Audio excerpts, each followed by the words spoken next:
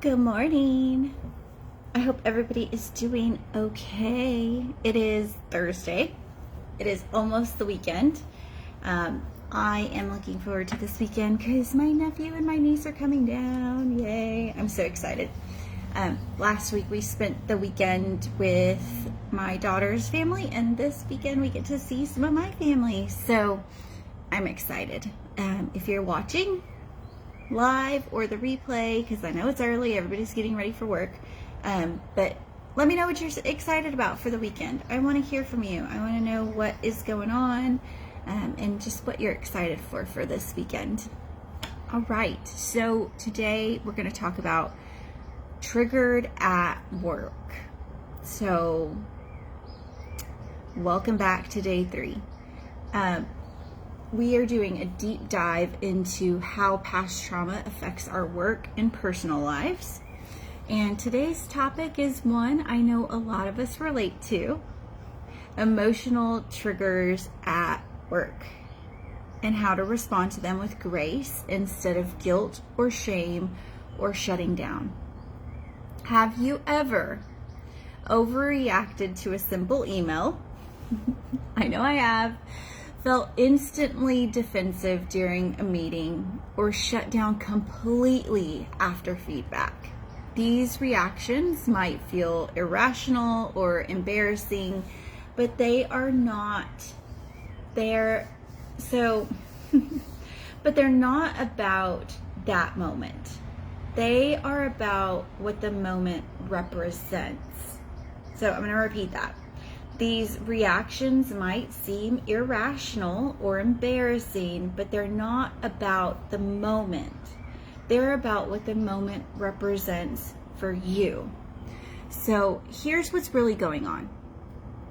When you're triggered, your brain isn't reacting to the now. It's reacting to a past wound that feels similar. For example, criticism might trigger old wounds of feeling like you're not enough. Being left out might feel like it's mirroring your childhood experience of being excluded or neglected.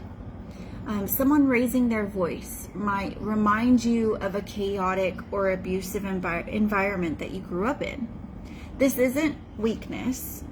Hear me, this is not weakness. This is just your nervous system doing its best job, but in a way that no longer serves you.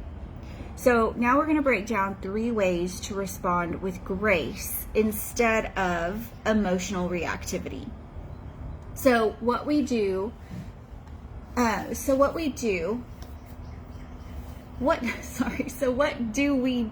I'll get my words together. So what do we do when we feel triggered at work? Number 1 is pause before you react or respond. So I tell this to some of my employees because I'm a trainer of trainers, right? So I help train the trainers who are going to train our boots on the ground staff. So I tell them, pause before you react or respond. Breathe. Literally, just sit there and breathe. One long exhale can literally shift you out of fight or flight mode and back into your grounded self. So even if it's just one long exhale, one big deep breath, take a second to breathe. Number 2 is ask. Ask yourself what's really going on. What is this really about? Is this about the email or a deeper fear of not being enough?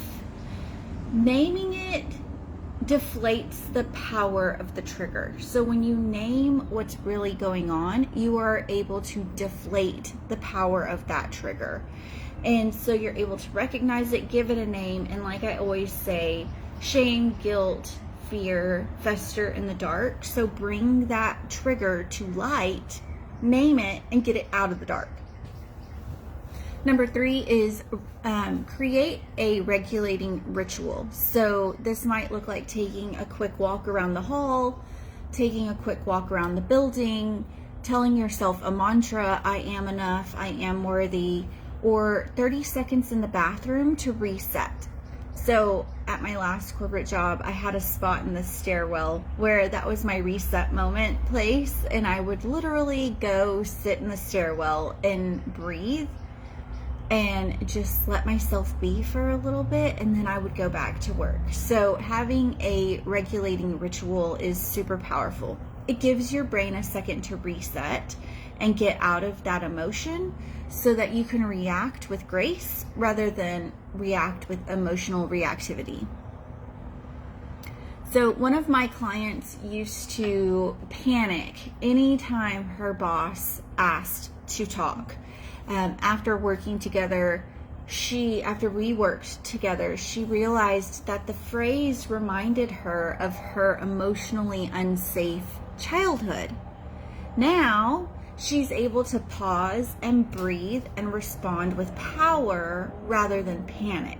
So these steps are the same steps that I gave her, and now she's able to just pause, do her recentering, rebalancing ritual, and then respond with grace and power rather than out of panic and fear. So triggers aren't a sign that you are weak or that you are not enough. They are signals, though. They are signals. And when you learn how to respond instead of react, you become a better leader and you're able to lead with grace. So learning what your triggers are, naming them, and learning how to react to them can be super powerful for you in your daily life at work and at home. So if this resonates with you, comment below with your biggest takeaway, or DM me the word triggered for some resources for this. And tomorrow we're talking about how trauma shows up in relationships. You're not going to want to miss it. Bye.